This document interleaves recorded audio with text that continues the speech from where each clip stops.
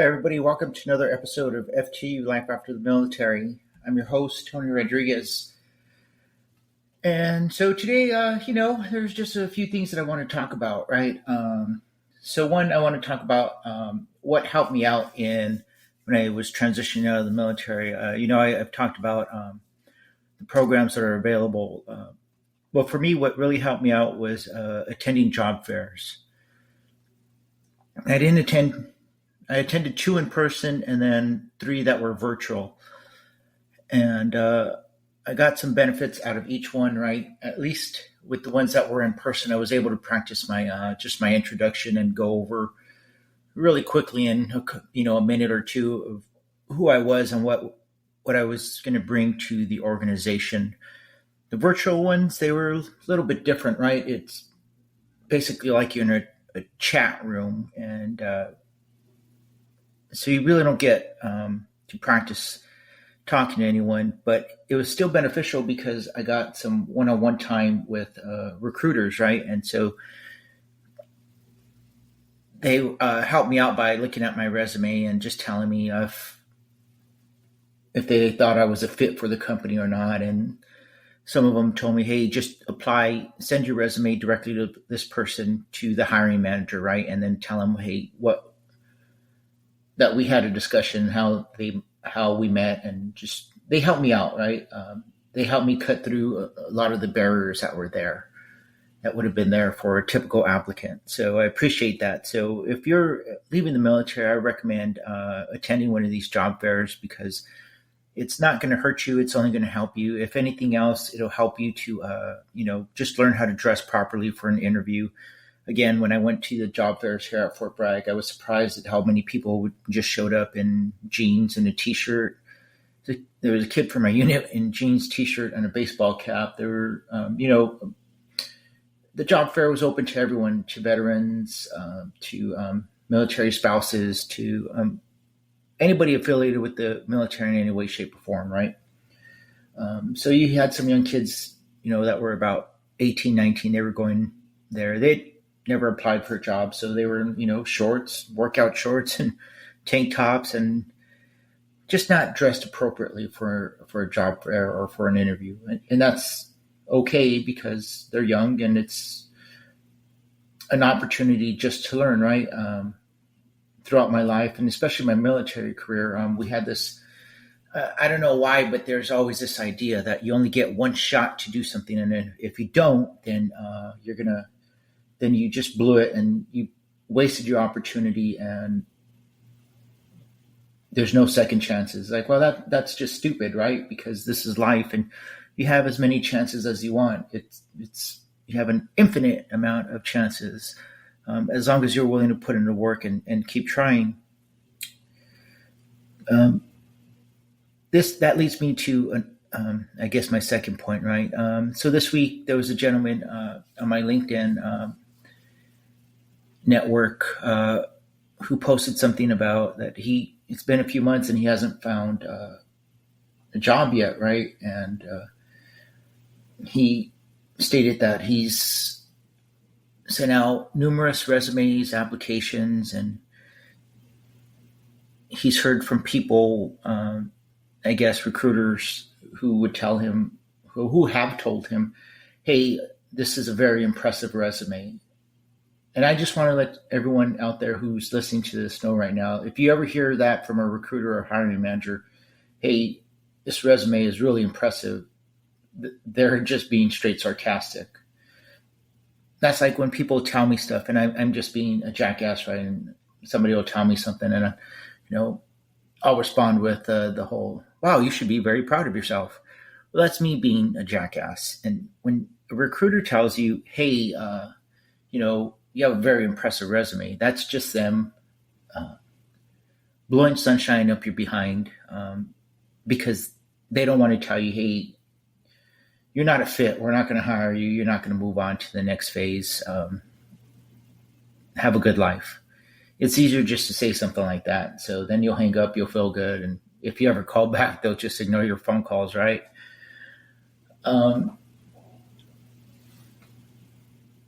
But the resume was too long. It was like 3 pages. They're trying to put a 30-year military career onto their regular resume, and that's just too much. Nobody's going to read that. And it was still written in a military style. It's like, I understand we did 20, 30 years, however long we did, right? Maybe you were just in 4 years. You have to get out of the habit of military writing. Military writing is the most nonsensical thing I have ever seen in my life. It makes no sense. Again, I hold 3 masters. I'm not the best writer in the world. I know this. So every draft, every paper I turn in goes through at least 5 drafts.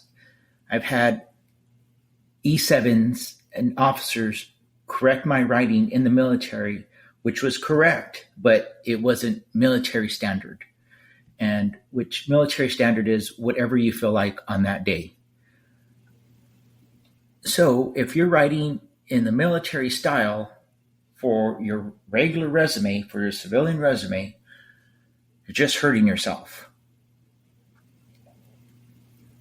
You need to have somebody else who is not in the military or who's been out of the military for a while look at your resume so they can tell you, hey, this works or this doesn't. You might want to try this. Just give you some advice, all right? And, I hate that term, being thick-skinned. That's just stupid. But what I do recommend is just being open to suggestions. You don't have to take it. It's your life. You do what you want. But if what you're doing isn't working and it's been several months, you might want to try to change something. Just my suggestion. So I reached out to this gentleman and I asked them like what they wanted to do. And so I reached out to the people in my network and passed on his information. I don't know if he's gotten any emails or phone calls. I wish him the best of luck. I hope you win. Go be a champion, right? Just like my daughter and my grandbaby say. But there was a list of things, jobs that he wanted to do. And if you're in the military and you're looking for human resources, a job in human resources, you have to understand that human resources outside the military entails a lot more than what we do. Human resources in the military is basically administrative assistant. You're a secretary. It's like, yes, and I know there are a lot of 42 alphas out there that are going to be offended by that. Oh, wow, that's what you guys are. No offense. You guys are just secretaries, man. That's it, right? And human resources on the outside is a lot more. So you need to have some sort of paper that says, hey, I understand the whole process of human resources outside of the military. And there are programs that allow you to get these certifications. It's up to you to reach out. When you're a year to 6 months out, you need to start researching on how to get these certifications. You have 6 months from the time you get out, 6 months, all right, where you're allowed to go do an internship. Take advantage of that. Go get these certifications, right? He also listed on there project management. Yes, I understand that. Because we're in the military, we all say we're project managers. You need a piece of paper. You need something saying that you understand the terminology in project management, right? If 5 years ago, if somebody asked me, well, are you a scrum master? I would have been totally offended because that sounds very insulting. But when you go through the PMP process, right, the program, like you start to learn what these terms are, right? And you start to learn the difference between waterfall and agile. It's all stuff that we've done, okay? It's just a different terminology, and you need to learn that terminology. So if you get to an interview and the hiring manager is asking you these questions, you don't get stumped. You're able to respond. So again, if you're 6 months out, like take advantage of these programs. Even if you're out already, there's programs for veterans that will allow you to get your PMP certification. If you have a bachelor's degree, then it's fewer actual hours doing projects that you need. If you have an associate's, then it's a little more. And if you have neither, then you're going to have, I don't know, I think it's like 60 months. And if you have a bachelor's, it's only 36 months of project management experience to get the certification, and you take the 1 week class and then you pass the test. It's not difficult. But you can put all these titles on there that you want, and that's great, but you need something to back it up. You need some piece of paper saying, hey, I have some skills. You can't expect companies to just hire you and then train you. You're not in the military anymore. In the military, okay, you sign up, boom, we're going to start paying you. Here you go. We're going to make sure, if you're married, okay, then we're going to give you money for housing. We're going to give you money so you can eat. Military takes care of you, right? And you can show up as a blank slate. That's not how it works on the outside. Private companies need you to have some sort of skill, some sort of document, certification, diploma saying that you know what you're doing. You need to be an asset. Just showing up and say, hey, I'm willing to work if you train me, you're not an asset, you're a liability. And you need to understand that, okay? We're all a work in process. We're all trying to be better. So every day you have to try something else. Try, a different approach, a different way of thinking. Today I woke up and I just wasn't feeling very, I guess a little cranky, right? And I woke up and it was 8 and I had my day all planned, and, I'm not in the military anymore. So I just went back to sleep. Because what's my plan on a Saturday now? Like, there's no plan. Right? My plan is whatever I want it to be. So I went back to sleep for a couple of hours, and then, I decided to get up, drink some coffee, and then I went for a jog, right? Because that makes me happy, running and listening to some music. And then I came home and just sat around, and I'm probably not going to do anything the rest of the day. Probably just do this podcast and read a book. And that's okay, because we need to decompress, right? We need to relax. When we were in the military, we were like, a race car, right? We were redlining all the time. Well, what happens to a race car if you redline all the time? Eventually that car is going to break down, right? And so when we get out, we have to realize that we don't have to be at the limit every second of every day anymore. It's okay to just, I don't feel like doing anything today, so I'm not. Now, I'm a work in process, like I said. Just trying to be better. So yesterday I went to the gym in the morning before I went to work, right? And there's a lot of people here by my house, a lot of veterans and, a lot of retirees, a lot of just former military people, whatever you want to call them, jackasses, whatever. And there was one gentleman that I was talking to, and I guess his friend showed up, and we were talking about cars. Because like I said, I want to buy a Jaguar, because, that David Coverdale Whitesnake video from back in the 80s, right? Ever since I saw that, it's like, man, I want a Jaguar. So I'm going to buy a Jaguar in the next few years. But we were talking about like working on cars. And I told him, I don't like doing that. That's like work that never relaxed me. I hate it. And his friend came up and, I could see where the gentleman was coming from, because he comes up and he starts insulting me. It's like, oh man, you're afraid of getting your hands dirty. Oh, you're a little girl. Ha ha ha. And just saying a bunch of stupid stuff. And, when I was in the military, I would have looked at him and told him to go F himself, or, go choke himself. But I'm not in the military anymore. So, I just ignored him, and he got upset, and he went through like, I don't know, 6 different emotions in the span of 30 seconds. And I understand where he was coming from. He's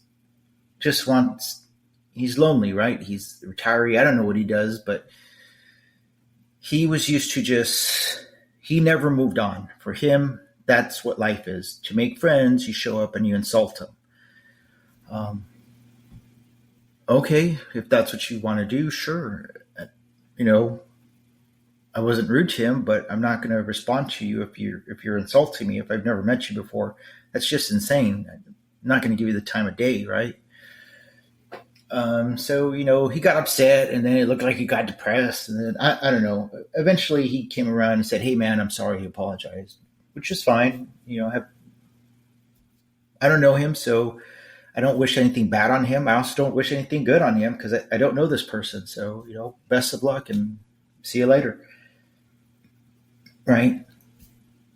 Well, 30 minutes later, I finished working out and there's another gentleman who starts talking. And again, it just seems like he just wants a friend. But he's talking about just random stuff, the other gym. And, I was running a little late, but, I'm trying to be a little bit more open-minded, a little bit of a better person, just trying to be like my daughter and my granddaughter tell me, just be nice, Grandpa, just be nice. And so I sat there and I talked to him and I listened to what he had to say. And, it was like 15 minutes of my life. But that's okay. He seemed to be happy and he walked away and said, "Hey man, I hope you have a good day." And then he turned around and, wished me a Merry Christmas. And so, I don't know if I made his day any better, but I know I didn't make it any worse.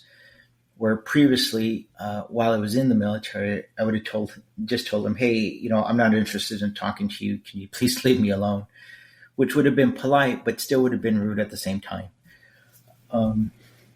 So, I'm just trying to be a little bit better. And that's what I recommend for everybody else is like, just try something different. The best mile I ever ran in my life was for 4 minutes and I think like 33 seconds. That was 15 years ago, right? I'll never run that time again. But it's not like I woke up, the first time I ran, I think I ran a mile. I think it took me about, 11 minutes and my legs just cramped up. They seized up, right? So you have to practice, right? And I put a lot of time and effort into getting to that point down to 4 minutes and 33 seconds. So that's what we have to do with everything, right? Even applying for jobs, even, you have to practice your interview process. Again, I make fun of a lot of guys who have beards. And if you want to have a beard, that's fine. If you want to have, the Elvis sideburns, go ahead. You're retired. You do whatever you want. For the longest time, I kept talking about that I was going to grow out the skullet, the Hulkster, just, grow out the hair on the side and the back and just have long hair and be bald up on top, right? Well, I couldn't imagine going into a job interview looking like that. They just wouldn't take me serious. So if you want to grow a beard or whatever, and yes, I know people are going to say, well, they can't hold that against you. It's like, no, they can't. But how are you going to prove that they did? It's almost impossible. So, it's your choice. You're an adult. You do whatever you want. But, just if you're looking for a job, you might want to, clean yourself up a bit and make yourself look presentable and practice your job interview. What you would say, how you would dress, ask somebody to look at your resume and just put in the effort. I'm not saying people aren't, but we're not going to get jobs just because we're veterans.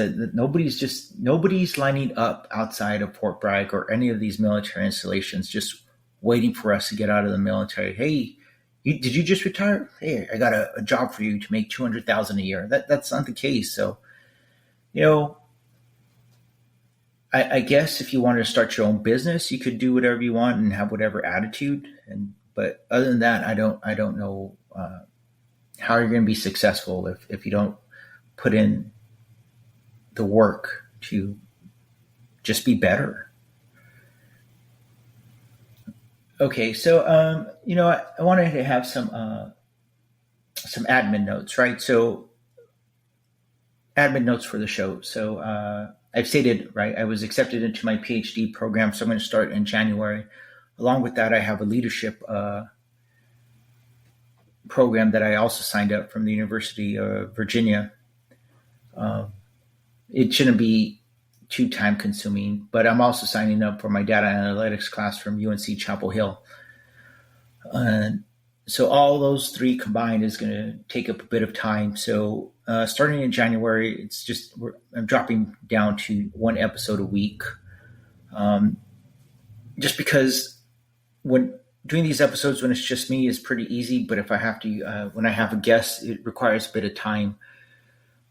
So definitely starting January 1st, it's going to be just one episode a week, and it's going to be Fridays.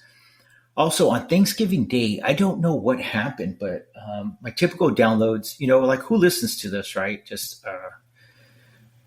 veterans, people I know, been advertising on Facebook, so there are a few people catching in. So again, if you've downloaded, if you just found this on Facebook or on Twitter or on LinkedIn, thank you for listening. I appreciate all of you. I hope you're getting something out of this.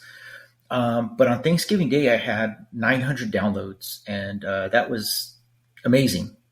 I'm not sure where this came from. There were downloads all across the United States and all over the world. So for me, that was like an early Christmas present. So thank you very much. And I was actually laughing because, I like stupid humor, right? And my program will show me a graph, right, of all the downloads. Well, that day, that's the only day where I had anything over 30 downloads, right? So there's just this one day with this giant spike, right? So if you look at it from the computer, if you look at the graph, it looks like a fist, but with the middle finger up. So I thought that was hilarious. So thank you very much. All the downloads were a nice surprise. And then, just that little surprise of the computer giving me the finger, I think was hilarious. So thank you very much. Also, I'm sorry. I know I get sidetracked. I get, lost in thought sometimes. Again, 5 concussions. I don't know what to tell you guys. I'm doing the best I can here. So along with that on Facebook, right? Thank you for all the downloads, but, people have commented on the Facebook page, and I appreciate it. And I value everybody's opinion. I'm just trying to make this a little bit better. But again, I just ask everybody, hey, I understand like people are upset with the government and people are upset with politicians. Well, let's see what we can do to try to make our little part of the world, our community better, instead of just, being keyboard ninjas and just commenting on Twitter or Facebook or wherever else, whatever other social media you're on. Why don't you just try to get out there? If you don't want to volunteer to help out veterans or the homeless, or if you don't want to do any volunteer work, that's fine. But why don't you participate in your local government? You're part of the community. You're a citizen. You can go to these town meetings and you're able to voice your opinion and tell them, hey, I think you're a jackass. And they have to listen to you. Now, they may ask you to please not put it in those words, but they have to give you time to speak your mind on, whenever they have an open session. So that's all I'm asking is, instead of, being a keyboard ninja, like just get up and just try to help out. There was one gentleman who was on there who commented on that I shouldn't, advertise the military because the military is just a terrorist organization. Again, I totally disagree with that. But if you're an American, you're allowed to have your opinion. I don't agree with it, but that's his opinion, and he's entitled to it. And I hope that instead of just getting on Facebook and commenting on my podcast, that he's actually doing something in his community to help people. Then if he thinks that the military is not beneficial for people in his community, then I hope that he's out there trying to help the youth and the elderly and everyone else in his community to live a better life and find alternatives to so they don't have to join the military.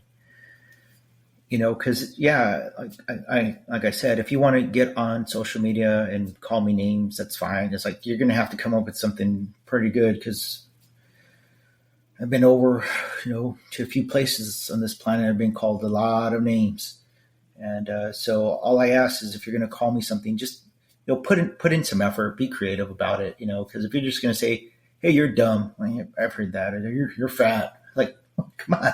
I've been told I was fat since I was like about 5 years old. So I mean, come on, man. Like, put some effort into it. Like, nobody likes you know, don't be lazy. Just don't be lazy.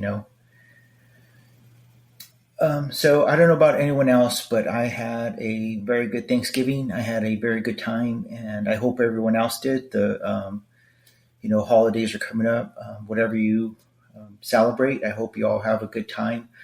Just so everyone knows, next week we will have one episode for sure on Monday, maybe another one. I'm going to be out of town. I'm going to be in Reno, and we may. I have some business out there, but I'm going to stop in at a concert while I'm out there, so we might have some footage from the concert, and we'll see how it goes. Right? I'm going to meet Drew out there, and we're just going to have some fun out there. Take care of business with what I have to do for my job, and then after that, you're going to go to this concert and have a good time. We all have goals, right? We want to do things. Like I said, when I left the military, when I had a plan, I was going to, drive across the country. I was going to go to baseball games. Well, this job it was more important for me to get a job, so I took this one when it was offered to me. But that doesn't mean I'm still going to go watch baseball games. I'm just going to do them. The major leagues isn't going out of business, right? So there'll be a season next year. And if they strike, then I'm sure there'll be one the year after. So I'm just going to take weekend trips and just fly out to everywhere except for California, because I don't want to see any games in California. I lived there for a better part of my life, and I just don't want to go back. If you live there, more power to you. But I don't want to watch games there. I can watch the Dodgers up in any, go to DC or go down to Florida and see them there, or down to Atlanta. So I hope everybody has a good weekend. Please just remember, hey, let's just try to improve. Let's try to help each other out. Let's try to just be better and be open to change. Also remember, your mental health and your physical health is very important. We're not in the military anymore. You don't have to go 100 miles an hour. You don't have to redline every second of every day anymore. Like I said, I woke up this morning and I was just, just not so much. I just wanted to go back to sleep. So that's what I did. And so until next time, I hope if you're watching any football games, I hope your team wins. Unless it's TCU, I hope they lose, because I want Bama to get into the playoffs. So we'll talk to you next time. Remember, you are special. You are important. You have something that makes you unique. Identify what that is, and then, maximize that, and then you'll be successful in life. I know you will. All right. So we'll talk to you later. Zot, zot, zot, and roll tide.